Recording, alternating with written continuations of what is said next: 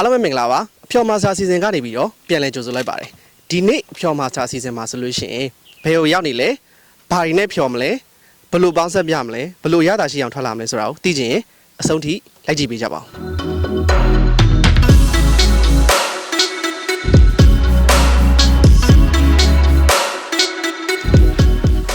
ကျွန်တော်တို့အခုရောက်ရှိနေတာကတော့လှဲကူးမြို့နယ်ညောင်နှပင်အထူးစိုက်ပျိုးရေးဇုံနှစ်ကိုရောက်ရှိနေရမှာဖြစ်ပါတယ်ဘေးပတ်လေးကတော့မလကာပင်တွေဝင်းရနေတယ်ဆိုတော့ကျွန်တော်တို့မလကာပင်ကိုဘယ်လိုစိုက်ပျိုးလဲ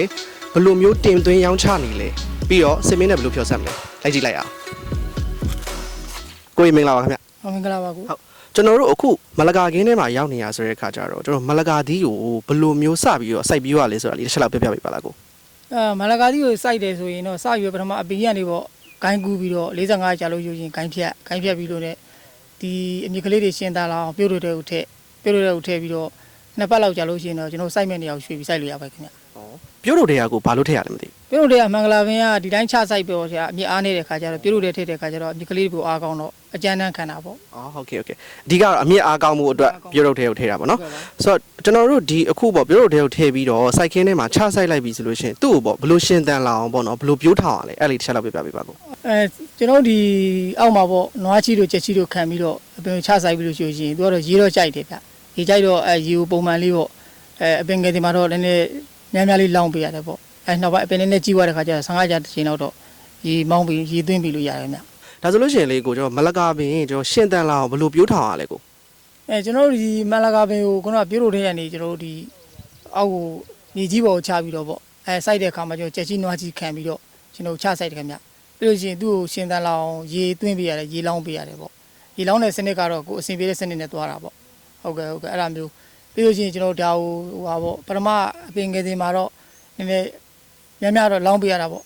နောက်ပိုင်းအပင်ကြီးလာတဲ့ခါကျတော့15ကြာတစ်ချိန်လောက်တော့သွားလို့ရတယ်ခင်ဗျ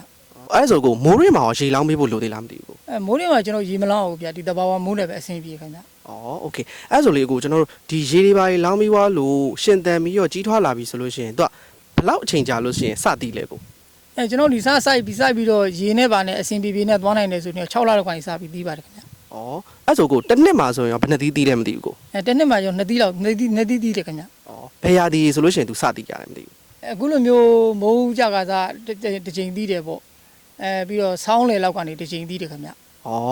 ဒါဆိုလို့ရှိရင်တစ်နှစ်မှာကျွန်တော်2သီးစလို့ရတာပါနော်စလို့ရခင်ဗျဟုတ်ဒါဆိုလို့ရှိရင်ကိုတို့ဒီအသီးလည်းရလာပြီဆိုလို့ရှိရင်ကိုတို့ဒီ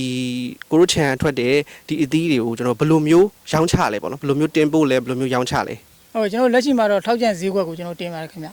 ဟုတ်ဒီခြံရောလာဝယ်လို့ရှိရင်ရောရလာခြံထဲမှာလည်းလာဝယ်လို့ရတယ်ခင်ဗျခြံထဲမှာကျွန်တော်ရောင်းပေးပါတယ်ဟုတ်ကဲ့အခုလိုဖြေချပေးရတဲ့ကျေးဇူးများတင်ပါတယ်ကိုကျေးဇူးပါခင်ဗျာကျေးဇူးโอเคဒါဆိုကျွန်တော်တို့ကမလကာသီးကိုဘယ်လိုစိုက်ပျိုးလဲသိရပြီဆိုတော့ခြံထွက်မလကာသီးလက်ဆက်လေးနဲ့မြမတဘာဝဆင်မြင့်ဆန်ရက်နဲ့ပေါင်းဆက်လိုက်ဘာဖြစ်သွားမလဲလိုက်ကြည့်လိုက်ရအောင်